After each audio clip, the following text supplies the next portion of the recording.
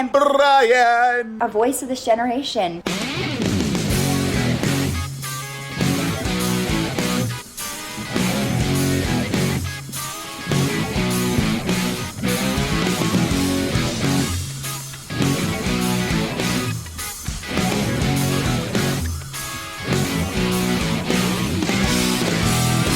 Hello, everybody, and welcome to episode 74 of the Ron and Brian podcast. I am Ron, as always, joined by the man who just took a DNA test, and it turns out that he's 100% that bitch. It's Brian. Brian, Shana Tova to you, my friend. And I would like to say the same to you, having just learned that is the Happy New Year greeting in Yiddish. You did not realize that before? No idea what it was. Though I will genuinely say that I am slightly offended whenever anybody wishes me a happy holiday or a happy new year this time of year. I am not religious, not observant, and I think it's slightly presumptuous for people just because I have poor vision and a large nose that's pretty predominant on my face. I'll be the first to admit it. But people that, they see me and assume that my religious beliefs are of a certain persuasion. So when someone says to me, oh, great, Happy New Year, I will say to them, bitch, it's not January. Okay. No? Well, more importantly than Rosh Hashanah, I guess, it's International Podcast Day. So really? Very appropriate that we're recording here, and perhaps we should celebrate a bit with our drink of the week. Are we ready to go? I'm ready. Drink of the week. Na zdrowie. Salud. Drink of the week.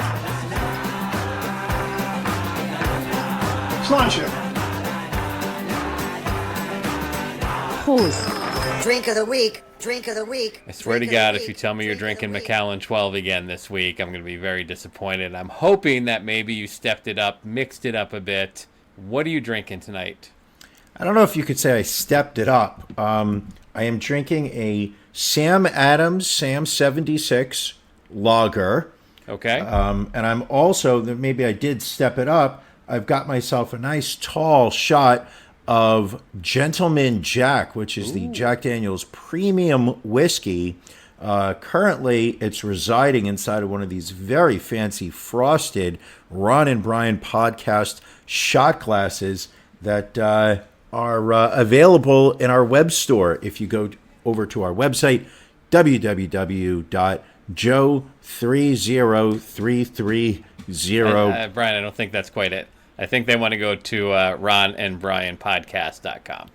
And what is the Tavor code they should use when they go to that website? Not on that site. Just click on store and shop away. Or if you go to our Patreon at patreon.com/the Ron and Brian podcast, there are certain levels that you can sign up for, where not only do you get that sweet, sweet additional content, you can get yourself a shot glass for free, stickers, magnets, baseball caps, the whole 9 yards. So hit up either of those. Technically not free. Well, I mean, not free, but as an incentive for signing up. Yes. So that's what I'm working on. What do you got there? So today I am celebrating International Podcast Day with a very special beer from our special friends at Broken Goblet Brewery, which we will be there in a few weeks for their Happy Halloween event. They do a oatmeal stout. It's called Yin Yang Oatmeal Stout. This is a special edition they brewed a few years back. This is their peppermint white chocolate Yin Yang Oatmeal Stout. Brewed with white chocolate peppermint tea. And I've actually had this before, so it's not a surprise, but damn, is it good.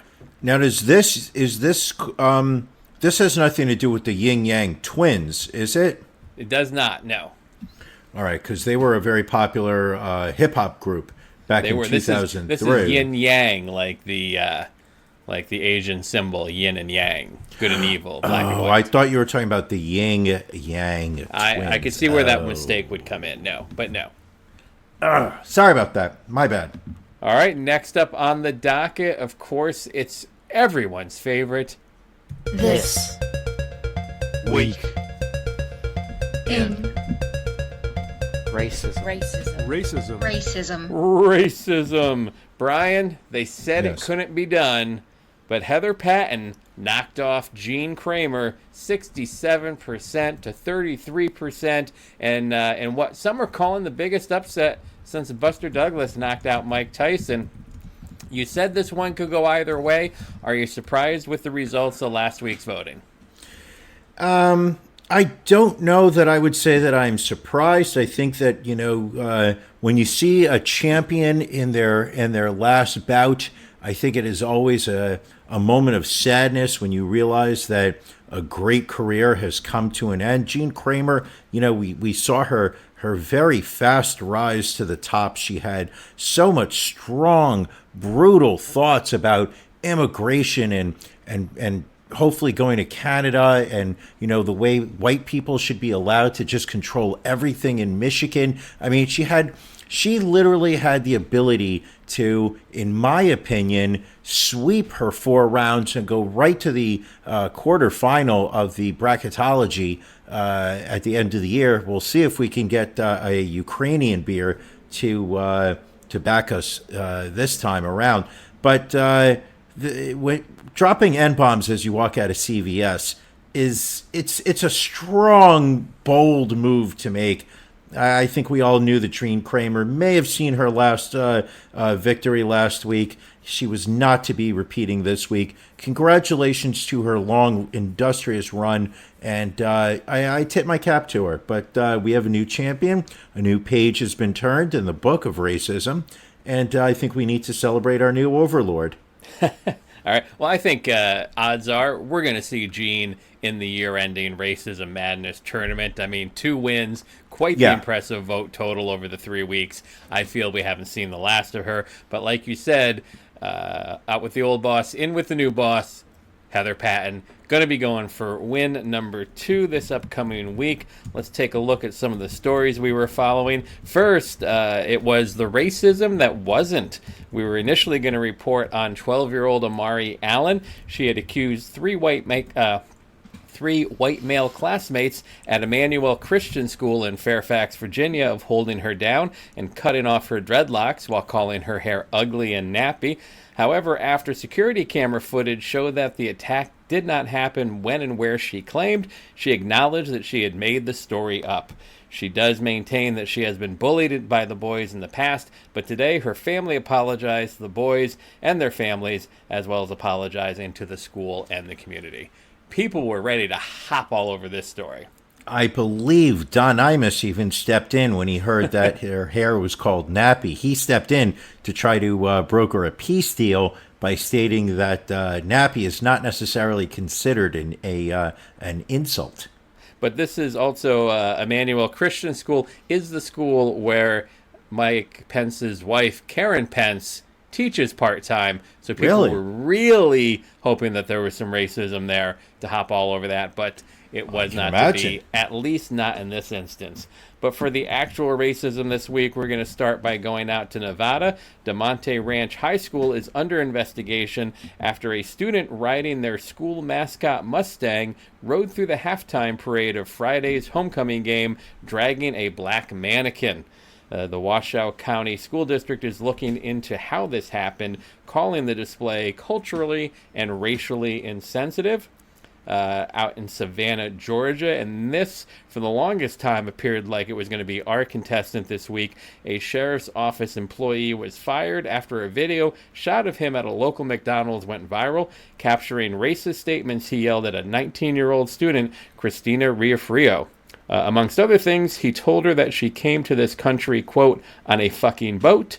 The Chatham County Sheriff's Office confirmed the firing, but did not want to release the man's name. But coming into contendership late in the week, out of Mason City, Iowa, there was another social media video that went viral showing 2 girls from Mason City ranting about the N-word, and we have that audio right here. Okay, so the N-word It's not supposed to be used in a derogatory way. Yes, but I don't care. I don't either. Well, like, so if you're gonna get pissed off at the altie for me saying nigger, let me just say this. I don't really say it to people, like, straight up, like, you're a N-word. I like, usually say it to, like, joke around, but, like, we still say it. Who cares what the fuck happened to you somewhat years ago? It's not like you experienced it. I mean, I wish you could go experience it. But, I mean, I do too. Like, wouldn't it be fun to go pick some cotton? But, on the other hand, you black people are mad at us for something that happened how many years ago? I didn't do it. Like, we didn't do it. So stop getting pissed off at us for using the word. Bro.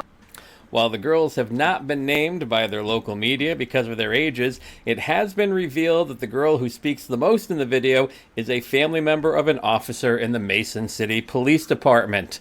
To avoid a conflict of interest, the Mason City Police Department has asked the Clear Lake Police Department to investigate the situation. The Mason City Community School District also has looked into the matter and disciplined the students, but did not say what the discipline entailed. But this week, it's the Mason City racist going up against Heather Patton. Brian, your thoughts on this week's audio? I mean, it was crappy audio, but I felt the few drops in the audio couldn't negate the overall hate. Well, I think this is exactly why you do not give 12-year-old girls cell phones, because their brains are not fully developed, their thoughts are not fully formed, and they're... Oh, wait a second. I was about to say something Jeffrey Epstein would have gotten very proud of. But we're going to leave that one out. These girls have nothing on Heather Patton. Heather Patton will ride the wave of anger and hatred. If there's anything we have learned so far is the fact that you get two Southern girls together, the N-word is going to be dropped. Unfortunately, there's no real perceived threat of violence here, and that's why I don't believe they stand a chance. Prediction here, Heather Patton, we're going to be talking about her a week from today. Okay. Just real quick, is Iowa in the South technically? Considering that I live in New York City, yes, All right. Iowa is the South. All right, I will go with you on that. So, as always, folks, head on over to our Facebook or Twitter pages and vote for This Week in Racism. Heather Patton going for win number 2, going up against the Mason City racist. We're going to keep moving along here with our Beef of the Week, as long as I get the music set up for it. Yes, That's right. It's Beef of the Week time.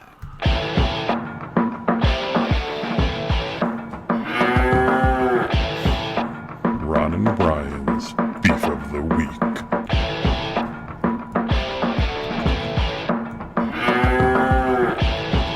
Brian, what's bothering you? Elton John. Really? That Yeah, seems why? a very random thing to have a beef about. Would you like to go into it a little bit more? Sure. I'll describe. Right. As we've spoken about this recently, is that I've in the past maybe year and a half decided I'm going through my concert bucket list. I'm seeing bands that I had never seen before or pushed aside because of pride or ignorance or homophobia. And that was a joke, Ron. You were supposed to chuckle. Sorry. I don't have any homophobia. My point being not. is this. Of course not. Is Elton John announced that he was going to be coming around on his final leg of whatever farewell tour this is. It's this the time Farewell around, Yellow Brick whatever. Road tour. Yeah, whatever. Point being is this, is that he announced 2 dates in Madison Square Garden for this coming April of 2020. Tickets went on sale this past Friday, and despite my mounting workload that I've been handed by my employer, I was able to set aside a couple minutes at 9:58 to log on to the Ticketmaster website so that I could buy 2 tickets to go see Elton John. He's probably not going to be around much. I know he's saying goodbye, but we know that when there's this kind of money on the table, people will go on tour again. Anyway, make a long story short, 10 o'clock rolls by. I get offered seats, and to sit in the 200 level at the Garden, which is the top level. That it is? You've got the floor, you've got the 100s, and you've got the 200s. The 200s were over $250. That's up there. That's a little bit, a little steep. Fuck Elton John. I am not going to see Elton John when he comes around in April, unless somebody wants to buy me a ticket. Otherwise, I will. Elton John will remain on my bucket list. That happened for me also. I did not realize the Philadelphia dates were in November and had already gone on sale. So I went on StubHub to look for seats, and they're already, upwards of $400. Which I can't pay that kind of money for a concert. I don't see it. If I was a huge Elton John fan, I understand it. But at my level of interest in Elton John, maybe this isn't a beef. No, it is a beef. Fucking Elton John. He's charging an outrageous amount of money for his tickets. I mean, and maybe even if you believed it might be his last tour, that might push it. But so many people do that. They go on final tours and then they go on tour again. I went to the Who's very first retirement tour concert in 1989. Clearly, where'd you see him? Meadowlands. Really? Yeah. Okay. But yeah, 30 years ago, and they're still touring. So they came around this past summer. There with the new trick, what they were doing is to hide the fact that they're not as good as they used to be. Is that each show they were playing with a local orchestra backing the Who. Fancy. I hear that Pete Townsend doesn't have his fingertips anymore because he plays the guitar so hard. Oh, I heard that his eardrums were preventing him from touring about 20 years ago with tinnitus, and somehow magically he's touring again. I heard they found child porn on his computer, but it was just for research. I'm doing little air quotes here. That always left me feeling very uncomfortable. Like, if I'm Pete Townsend, am I really spending my days investigating child pornography? Well, the story was that he had been a victim of abuse when he was a child, and he never openly said that they had made any type of photographs of him while they were abusing him, but whatnot. But it just did not seem like the kind of thing where a educated adult would say, hey, I'm going to write a book on child abuse, so the first thing I'm going to do is get on the internet and type in child porn in my Yahoo browser and start downloading photos. I'm just going to store it on my hard drive. Yeah, it was just fucking... It was not the right thing to do, regardless. There are better ways you can handle that. Ron, what's your beef? So I'm gonna set history here tonight. I'm gonna do the very rare preemptive beef of the week. Is I feel preemptive? I'm going to have a beef in a few weeks, and I'm just going on record now, hoping that's not the case. Are you familiar with the movie Zombieland, Brian? Yes, absolutely. Did you like Zombieland when it came out?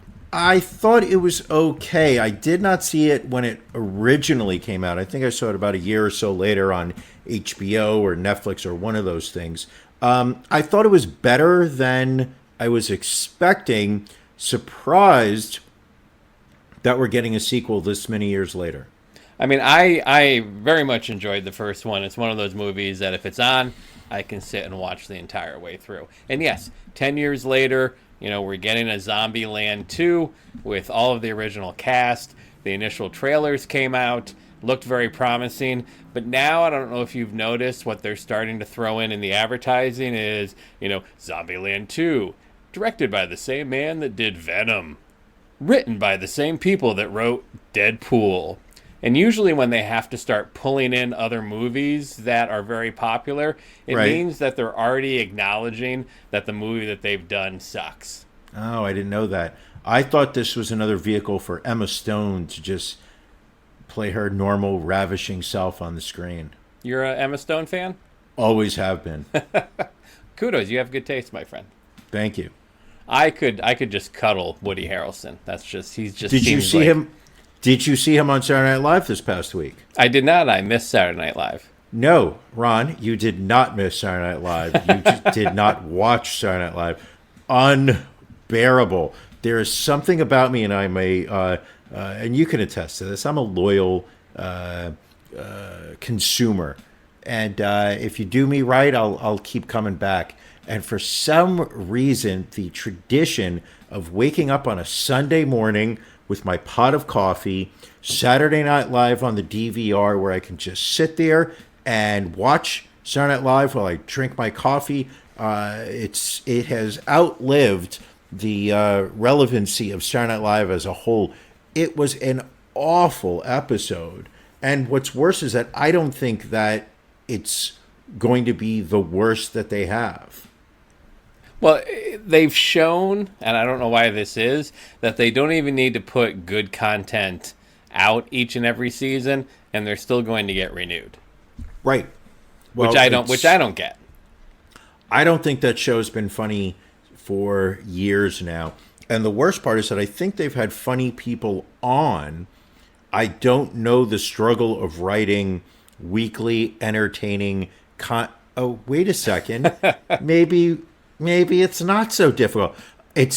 I'm amazed at the fact that with the writing staff that they do have and the performers that they do have, that they cannot come up with entertaining skits. I mean, they're not funny. They're meant to be funny. And I remember, if you watch some of the earlier shows, there was a lot of performance art that were on there. You know, it wasn't necessarily just a nonstop chuckle fest, but they would have dramatic pieces that were just, meant to make you think. This is not the Saturday Night Live anymore. They literally write bad jokes that people don't find funny. And it made me worried about the upcoming Zombieland 2 release. Because, if Woody Harrelson's going on Saturday Night Live to plug it, he's desperate. And I think the issue now with Saturday Night Live, even more so than in its past, is it's gotten way too liberal. And now, they're just each week trying to find something on the right to make fun of or bash. And it's not always funny. A lot of it's more tragic and sad than anything else. I mean, while Alec Baldwin does a much better Donald Trump than perhaps I do, you get a little tired of it after its 20th time. Stop right there. Because as the listeners of the podcast can attest to, and I'm not speaking for myself, I'm speaking to all the listeners who downloaded last week's special Donald Trump, Yuri Gagarin episode of the podcast where we reenacted the call between Donald Trump and Yuri Andropov. It was an amazing Donald Trump impression that you did. It was, I wouldn't necessarily say that it was perfect in tone, but you captured the essence of his character as well as making it your own at the same time. I felt there were times I was less Donald Trump and more Bernie Sanders, and I don't know why that is. And I mean, while I loved your impersonation, I felt a little Kermit the Frog coming through at times. My impersonation? A little bit. Oh my God! It was I halfway through I wanted to bail on the bit because I thought my impression was just so awful that I just I was praying you would just stop me at some point and be like, yeah, you know what, this isn't working out. But instead, what did we do? Because we're not quitters. We got through it, and we put it online anyway. And the rave reviews. I mean, some of the comments that I got on our website. Best episode yet. Do more of these. It was just some amazing stuff. Well, let's see, what else comes out during this whole Trump impeachment process, and maybe we'll have more calls, more. I don't know what would you call it? More illegalities to discuss. I would say that if there are more transcripts, we need, you and I, we need dialogue. We need the lines to be put in front of us, and then we can improvise. Yes. Who delivered a killer performance this past week was Robert De Niro. live on CNN on Sunday morning on that show. Was it Reasonable Doubt? Is the name believe of it was. Yes. And the host asked him a question about Fox News, and De Niro went a little rogue, I guess you could say. This guy should not be president, period. And when you say that, folks on Fox come after you. I remember the Tonys when you got up there and cursed. A lot of criticism of you. Fuck him. Okay, well, you know, this is cable, Sorry. so it's not an FCC violation, Sorry. but it is still a Sunday morning. Well, I do wonder why you choose to go that way. Let me say something. Why do you choose to go that way? We are at a moment in our life, in this country, where this guy is like a gangster. He's come along and he's said things, done things we say over and over again. This is terrible. We're in a terrible situation. We're in a terrible situation. And this guy just keeps going on and on and on without being stopped. Let's fit in a break. Let's squeeze in a commercial. More with Robert De Niro. Let's get in a break. In just a moment. Sorry about the F-bombs. You know what I like about the Trump supporters' reaction to this video? Is that this is so much worse than talking about grabbing women by the pussy? No, is the fact that their reaction to this is if Bob De Niro calls you a gangster after his career of mob movies, you are generally a real gangster, and it's something to be proud of. They're ignoring everything that he said about Trump beforehand. They're ignoring everything he says about Trump afterwards. Their takeaway, and this just shows the world we live in, where people are now picking, and we'll get into it when talking about Trump, but it is we now live in a time where it is perfectly acceptable to read a paragraph, not like sentences 1, 2, and 4, pull something from line 3 and say, okay, this is it. This was good. I like this. And then run with it. Like, you can just ignore things that are inconvenient for you. And I just liked how, you know, the host was like, oh, you know, this is a Sunday morning. So I'm just trying to figure out what day of the week and what time frame is good to drop the F-bomb on CNN. Does this guy have any idea how many F-bombs I drop on a Sunday morning watching Saturday Night Live?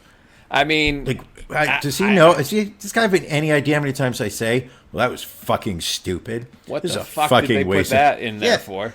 Absolutely. Who the fuck is this guy? Like, did they listen to our Trump-Zelensky call last week? Did they hear some of the language in that? I have no idea. I don't know. Fuck him. What I like is that if you listen very closely when he says fuck him, you hear somebody in the background go, oh! Yeah, somebody's like, oh, there's somebody's job going. Oh, it's good stuff. Good stuff. So, it's nice to see De Niro with a pulse, because I was questioning it at the Comedy Central roast of Alec Baldwin a couple weeks ago. I was a little worried. Maybe he was just drunk. I feel like maybe he was drinking heavily that night. I feel he was off his meds. But apparently his new film, The Irishman, getting great reviews, currently 100% on Rotten Tomatoes. So that's going to drop on Netflix soon. When does that come out? I'll have to get back to you on that. I'm not 100% sure. Because I was going to say that one of the things we should do, and hear me out on this, okay, is watch it live at the same time, record our commentary track, just like they do on DVDs back in the 90s. So we watch it and talk about it, and then we put that up on the Patreon. You know this thing's like 4 hours long. I heard it's 3 hours. So nobody says I can't like go and make a snack or take a shower. It's like, well, you take over, and then like we'll just move on. Like, nobody says we have to talk the entire time. So this film, it opens in theaters on November 1st, and then it'll be on Netflix on November 27th. It comes with an all-star cast, including De Niro, Al Pacino, and Joe Pesci, with a price tag apparently of more than $150 million, a large share of which was spent on technology to make De Niro look younger. You know what I say? Fuck him. That's a big thing, though, trying to like de-age these actors in different movies. Listen, they did that in It Chapter 2 with the kids. They're doing it with this De Niro movie. They did it on several of your Marvel Universe movies, so don't even try and leave those references out. You know what I say about the guy who's in charge of all this CGI? Fuck him. Fuck him. And interestingly enough, I was reading about the new Will Smith movie, Gemini Man, that's coming out. And Saw an ad for it. They didn't actually de-age him. They actually, his younger self in the movie is entirely CGI and animation. Oh, so he didn't even act in certain scenes? I mean, does he ever? Well, I thought... fuck Will Smith. But no, he doesn't. His older self is acting. The younger self is just his voice and then a computer-generated animation. What did you just say about Will Smith? Because... Listen, you know what? Fuck Will Smith. What has Will Smith done for us? Well, he doesn't have to curse in his rap albums. He never did. That. I don't. You know what? I don't. I always felt that he was a level of fluff where it was hard to really take his shit seriously. Yet, he was embraced by all. And then when I heard that he was flirting with Scientology, was when I kind of tapped out on the Will Smith. Summertime horse shit that he did. But you can't argue with his success, I suppose. Well, I can say that the masses are stupid. Well, you can easily say that. Let's see, what else do we have this week, Brian? Another perfect week for us in our NFL locks of the week. I mean, we're just on fire. I hope people are making money betting on these picks that Ron, we give you. You made a pick that I thought was. And I'm not. Don't hold up. I don't want you to take this the wrong way. I will try not to. Okay, you made a pick that made me question your knowledge of football. Which pick was that? When you said Bucks getting 9.5 over the Rams.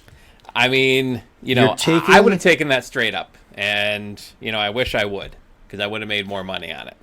But did you have any idea that the Bucks offense was going to roll over the Rams to the tune of 55 points? I mean, you said you knew they were going to cover the line, but to just literally have a defense lay down and just take it, shocking. And not only that, but you also had a great win Thursday night with, it's just you're loyal to your Eagles, getting 4 points against the Packers.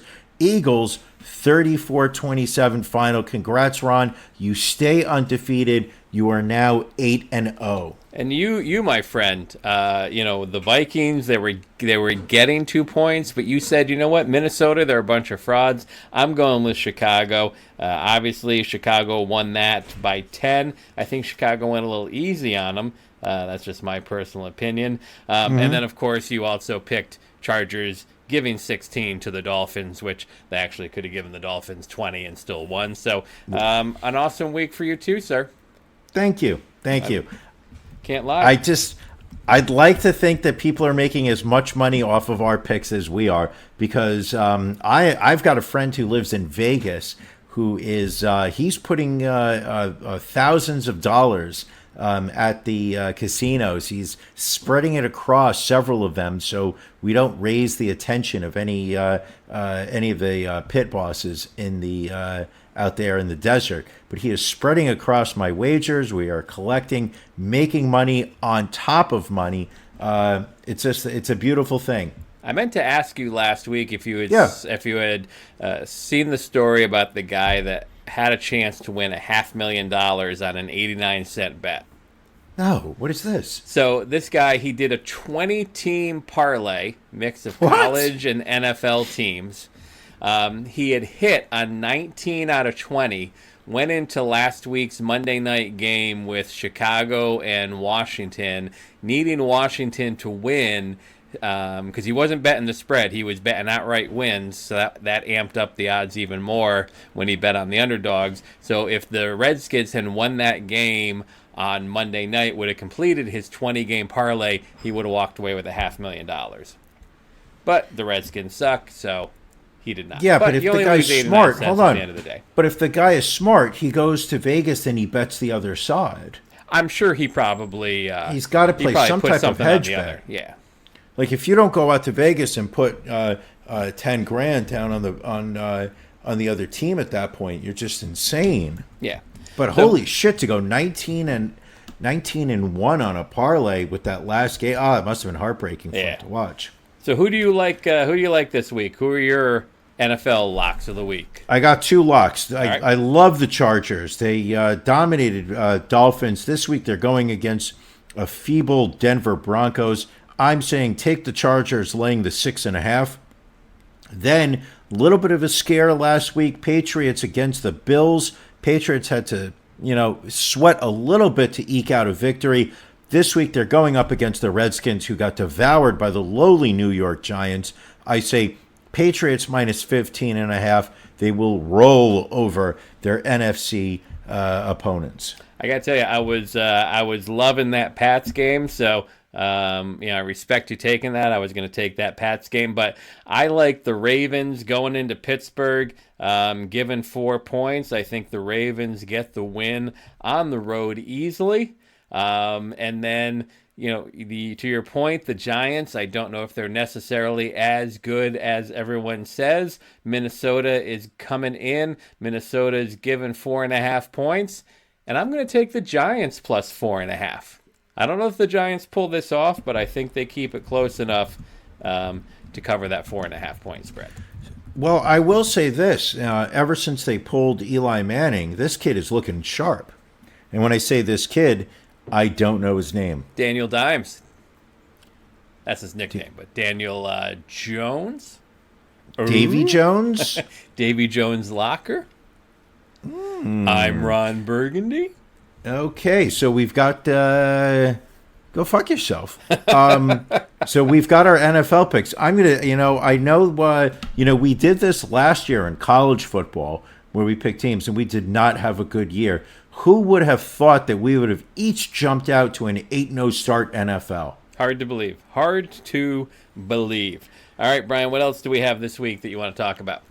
Well, there's... I do want to talk about Donald Trump. All right. Do you want to do it right now, though? No, why? All what do you want to talk about? I want to talk about this Amber Geiger murder trial down in Dallas. As I'm sure some of you, or hopefully all of you, remember, last September, she was the police officer. She was off duty. She went into her upstairs neighbor's apartment, thinking it was her own, and then shot and killed him. So she is on trial for murder. Her life. She's on trial for her life here. But what drives me crazy sometimes is to see some of the things that judges will allow juries to consider. And what we found out today is that the judge has decided that the jury can consider the Castle Doctrine, which is very similar to the stand your ground law. Okay, well, what is that? What is that specific? I'm going to tell you what that is. No. I need to know now. Yes. It allows a person to use force, even deadly force, in the protection of a home, vehicle, or other property if someone attempts to forcibly enter or remove an individual from the premises. So this woman goes into an apartment that is not hers, kills the person whose apartment it is, yet she is able to possibly get off using the stand your ground law. Ludicrous. I mean, had Botham Jean, the apartment owner, shot and killed her, yes, I could say there's a case for stand your ground. However, I think if a black man kills a white woman, especially one that's a police officer, I think we see a very different trial, especially considering this is Dallas. I think this lady is going to walk, and I think she should be in jail for the rest of her life. I think when you, she wasn't on duty, so you can't even potentially claim that this was a robber running for his life, that he was threatening her. This was a woman walking into her apartment building, going into the wrong apartment, knocking on the door, and when somebody opens the door, she decides that this person needs to be killed because she believes she's in her apartment. there's no grounds for this woman to have a defense. And the assistant DA who's trying this case, made a very important point in his closing arguments, in saying that, she as a police officer walking into this apartment, even though she's off duty, she still had her belt on. She had a bunch of things on that belt: pepper spray, taser, gun. She chose the most lethal thing that she had on her and shot him dead in the heart. Now, if only she had had our podcast episode that we recorded last week of Donald Trump on his call with Ukrainian President Mario Cuomo, we would have had, she may have been able to say, I have something more lethal than a handgun, because that was straight fire. Was it, though? No, I think this is a bullshit. This is where I think, I know we're going to talk about a civil war later on, because I don't need your civil war. But I genuinely think there's two Americas going on right now. And maybe there always have been. We just may have been exposed to it less. But to think that we live in a day and age where somebody can knock on your door, and when you open the door, can shoot you and legally have some grounds to stand on for doing the right thing. It scares the fuck out of me. I don't know how anybody can live in Dallas if this woman gets off. Yeah, it sets an extremely dangerous precedent. I mean, Jesus Christ! It's one thing if he was in her house and he was a robber. That she knocks on the door, there's somebody in her apartment, she shoots him to death. Okay, let's investigate. But that she knocks on this guy's door, regardless of race, setting that aside, she knocks on someone else's door. Or no, she puts the key in her door. How did she get into the apartment? Apparently the door must have been unlocked. That's the only way, she would have been able to get in. That's what people are assuming happened. Got it. Yeah, it's just it is scary to think that that you've got an instance where somebody can enter your house, shoot you to death, and walk away a free man or woman. It's certainly not the world that I want to live in. No. We also have a couple people that are no longer living in this world. Yes. Hold on, Ron. There's somebody at my door. Hold on. I'm going to go. Don't check the answer door. it. Don't do it. It's not safe. Go with the celebrity obituaries. I think there's a white woman knocking on my door right now, and there's nothing to fear at this point. So our first celebrity obituary, we have Joseph Wilson, who challenged the Iraq War narrative during President Bush's State of the Union address. And then a week later, his wife at the time, Valerie Plame, was outed as a CIA agent. He has passed away at the age of 69. Nice.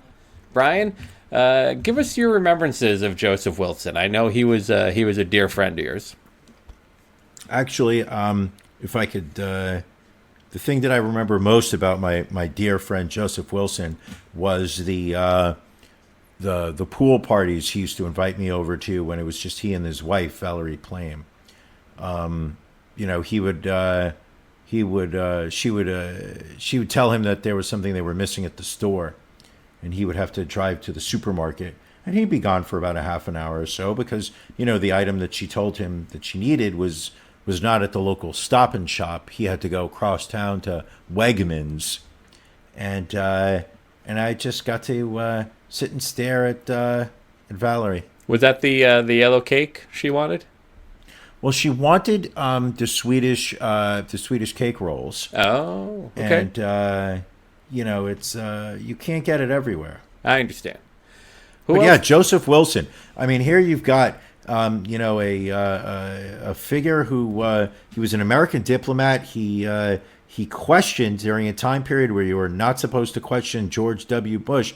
Questioned what we were doing in Iraq. Some people in the Bush administration, Cheney, did not seem to take too kindly to that. So within a few minutes, sat there, narked out his wife. He Takashi'd Joseph Wilson, if you would, and started giving interviews saying that Valerie Plame was a CIA agent, happening to be Joseph Wilson's wife, so that the attacks on Bush was a politically motivated. And now to think that just 15 years later, Bill and Hillary Clinton show up to kill Joseph Wilson. So you're saying this is another body added to the hashtag Clinton body count? I'm just saying, when they say that the cause of death was organ failure, I'm looking for where Hillary was previous 48 hours. That's all I'm saying. Fair enough. Also passing away this week, Hollywood actor Rob Garrison passed away at the age of 59, delivering one of the great lines from the original Karate Kid. Yeah! Get him a body bag, Brian! Get him a body bag! So apparently he was also in Karate Kid Part 2. He was in the Cobra Kai series that is on YouTube, which I haven't seen, but I heard is very good, apparently. Not seen one moment of it. I don't know. He apparently had been sick for some time. He was in a hospital in West Virginia being treated for ongoing kidney and liver issues. I mean, wasn't Karate Kid wait a second. Yes. Are you saying that he also died of organ failure? He did die of organ failure also.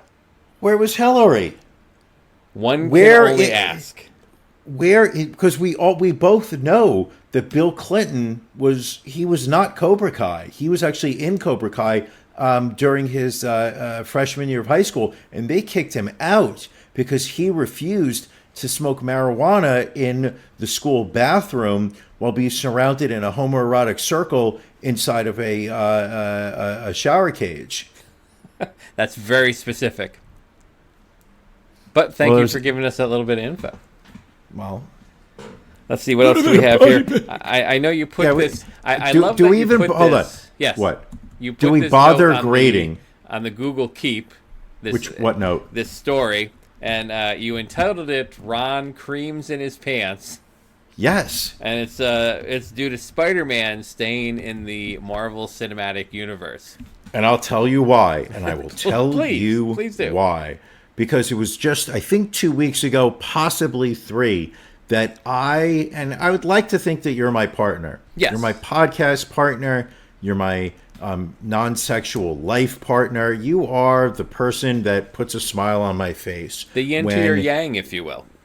The yin-yang. We're like twins. Yes. And I watched you shed tears discussing the impact on the Marvel Cinematic Universe with the sudden removal, I believe the way you phrased it, of Spider-Man and the effect this was going to have on other characters such as Captain Marvel, Nick Fury, the Joker. I mean, it literally was just a long list. And to think that somehow Sony was listening to our podcast, heard the pain in your voice, and said, you know what? We've got to make good on this. We have to bring this man his last dying wish. And so apparently Sony and Disney were able to work out whatever differences they had. And Sony announced this week that Spider-Man will remain a part of the Marvel Cinematic Universe, which means that we may get that Spider-Man Venom crossover that everybody seems to have a hard-on for. Okay, back up. What is a Venom, and why would there be a crossover, and what makes it a crossover? Well, Venom has his own standalone Marvel movie played by Tom Hardy. That's come out. What's that? That has already come out? That has already come out. You can get it on pay-per-view, I believe. So Venom is a symbiote that was initially attached to Spider-Man in the comic books. Actually, if you saw the Tobey Maguire Spider-Man series, I believe that was in Spider-Man 3 of that particular one, where Eddie Brock was actually played by Topher Grace, who takes on the role of Venom. They changed the story a little bit. You are laughing at me, you son of a bitch. I'm sorry that I know all this stuff. I'm a nerd, all right? That's fine. I can accept that. So anyway, in Venom the movie, the new movie with Tom Hardy, Venom is still an alien symbiote. They take away the Spider-Man part of it, but Eddie Brock still becomes Venom, which is kind of an anti-hero. But Venom is part of has battled Spider-Man many times in the comic books, so that's where you get your crossover between the two movie franchises. Are we all clear on this, Brian? Have you stopped laughing long enough to get back into the game? What I loved was that there were, I think, I lost track at 4. There were 4 tangents that you said something, and then you went on to a tangent, and then that led you to another tangent, which took you to a different tangent. That's when I started laughing, and you continued going. I don't know who Eddie Brock is. I know Lou Brock. He was a great center fielder for St. Louis Cardinals. May have played for the Giants. I don't believe so. I think he was a Cardinal. Holy fuck. Yeah, I good for you, man. Thank good you. for you. You got in a little, speaking of beefs, we were talking beefs of the week earlier. You got in a little beef with someone on Facebook this week. Why don't you talk a little bit about it? Okay. All right. So one of the things that I try to be somewhat sensitive to are calls of anti-Semitism. And one of the things that I feel like I've picked up on that's been going on, over time is cries of anti-Semitism when it's not anti-Semitism. I think it's a very dangerous precedent that if you say something against somebody of the Jewish persuasion, it is seen as anti-Semitism, despite, in the sense that you can insult a tall person, you can insult a small person, you're insulting them as people. If you insult a Jew, it becomes, oh my God, you're anti-Semitic. So it's one of the things, and when you're on Facebook, you literally see the worst of what people have to offer. That's true. So Donald Trump last week, I believe this was on Friday. Now, keep in mind, this man went on a Twitter rampage, over 80 tweets this weekend alone. He was on fire. He literally is holed up by himself, hiding in a room, literally not working, just tweeting. So he sends out this tweet. I'm going to read it, and I want you to tell me if you think that this is anti-Semitism. Okay.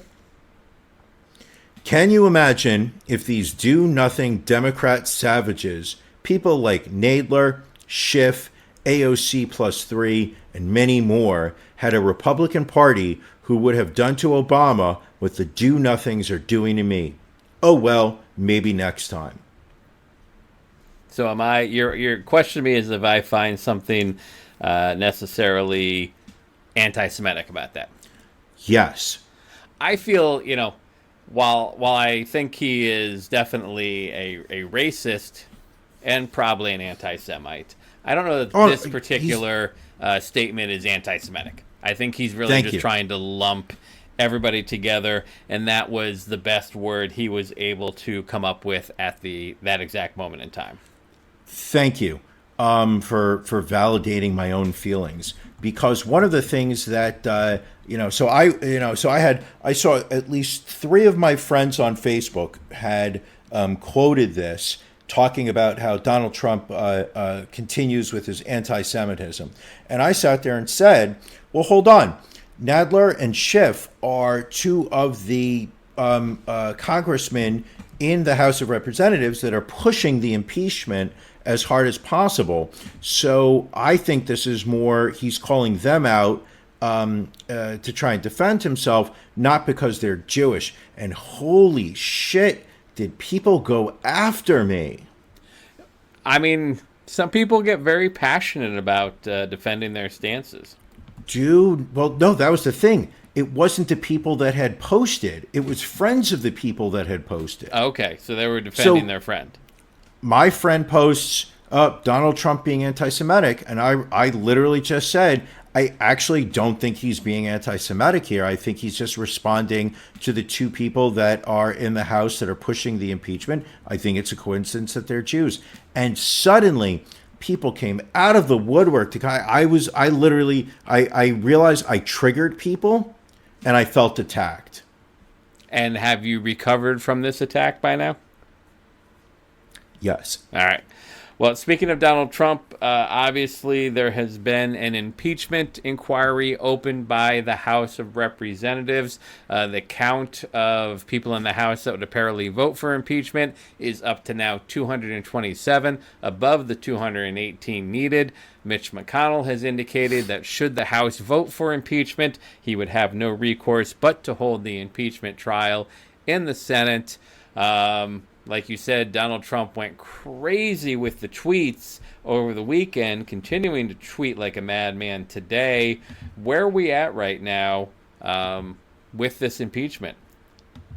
Well, the big story today, and keep in mind, we recorded last week's episode Thursday night. Right. So literally, this is about 4 days has transpired since we last recorded, and so much has gone on. Subpoenas have been issued from the House impeachment inquiry. Earlier today, Rudy Giuliani received subpoenas to produce some documents related to his activities in the Ukraine. What's taken place over the weekend? Donald Trump was quoted as saying that if people are going to investigate his activities with Ukraine, then they should also be investigating Vice President Mike Pence.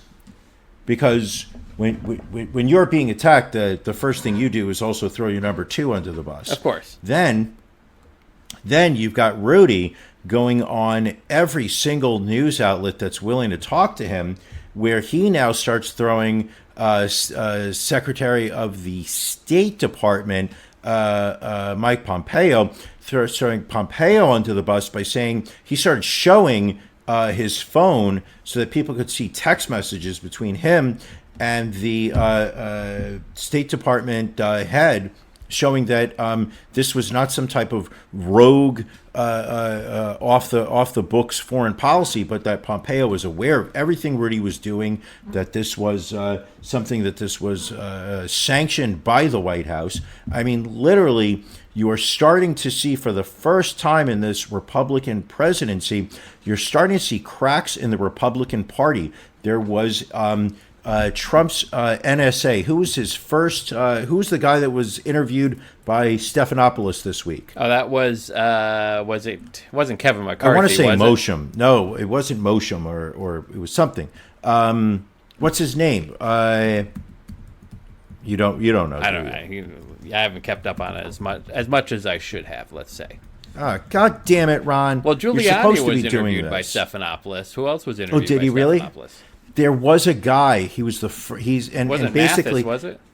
No. It's the first. I think it was the first national security advisor that Trump had that he kicked out. Point being is the fact that this guy said that it was an utter ludicrous concept that Trump is still promoting this cloud strike concept, which was that the Ukrainians were the ones that had hacked Hillary's emails, that this is something that had been debunked already by the intelligence agencies, that this was something he personally had said to Trump on multiple occasions. That it was a complete fallacy.